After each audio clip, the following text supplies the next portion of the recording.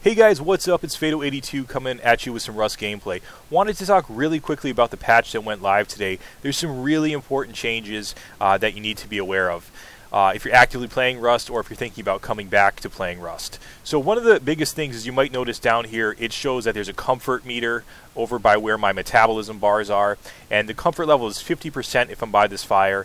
As I start to walk away from it, that changes to a lower level. Comfort and metabolism are now huge things that have been implemented into the game, and it's a different system than before. So I'm going to take a quick run outside, and you guys are going to notice that we're in a snowy biome here. We're standing right now in a grassy area, kind of the plains area, and not much is going on. As soon as we run into the snow, we are going down into the negatives, into Celsius. It is a very hazy, frosty effect that is on our screen. The same thing happens in the desert during the day. If we go here and we look at the burlap shirt, it just simply says it's a burlap shirt. But if you look at, for instance, the snow jacket, it now says will keep you warm in any climate. So we put the snow jacket on and we run back over here, you're going to notice that that doesn't happen. Okay, so you have to dress appropriately for the climate that you're living in. During the day, it will not be as pronounced. You will not get that frosty effect, but at night, it is definitely a game changer. Guys, this is really, really important because what it's going to do is create situations where people are going to want to build bases in particular biomes.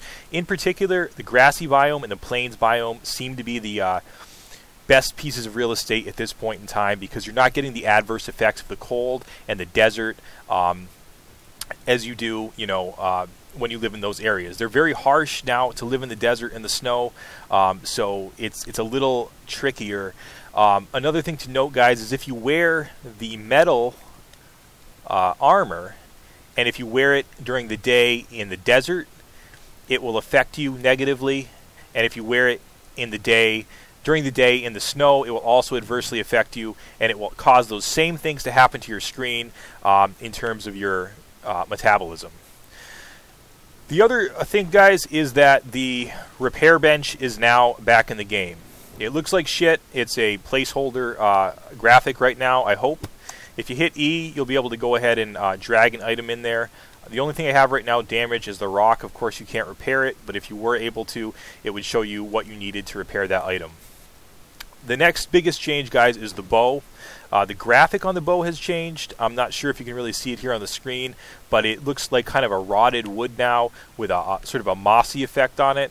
And the bow now fires differently. It's more in the center of your screen than it was before. It was off to the side. It's still very deadly, very accurate. We're going to use the mouth of that furnace sort of as a bullseye.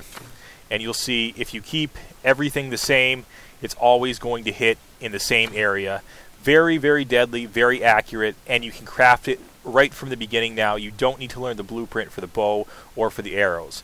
The Ioka pistol has changed as well. It's much like it was in Legacy. It's wildly inaccurate, but now you have to strike the flint before you fire it. And then hit R to reload as you would in any other game. And it now takes something called they're handmade shells. They used to be called primitive rounds in Legacy, so it's bringing us back to the Legacy days. The stone textures, guys, have changed. I don't know if you can really see it in here. Let me pull out the torch. It's a very slight change. I'm not sure if it was done to improve performance. It looks barely noticeably different, but they have changed. So that's something that this update has brought us as well. Damage is now in effect, so if you get hit, it is directional. It'll tell you where it's coming from. If I was getting hit on the right-hand side, we would see a hit marker indicator indicating I was getting hit there, and that would show us that. Really quick, guys, another really important feature is the sleeping bags. They now have the ability to assign someone to them. Be aware, though, that it's not just people on your friends list, but it's everyone who's on the server you can assign to the sleeping bag. These people are not all my friends. Some of them are, some of them are not. And guys, what you want to be aware of here is that when you assign people to a sleeping bag, it has to be a sleeping bag that you've placed down. But what I think might happen here is there might be some situations where people exploit it, so people may try to impersonate your friends. So be very careful about who you're assigning to it. We all know people can be grimy, especially in games like this, so they could go on Steam, change their avatar, change their name, and you might think you're assigning a friend to your house when in fact you're assigning somebody who's impersonating a friend. So be aware of that. I do see that as being a possibility. And also, because you can assign anyone to it, be careful if you're assigned to any sleeping bags that seem strange. You could spawn in an area that's meant to grief you. You could spawn in the middle of a bunch of bear traps or on the edge of a cliff or in the water.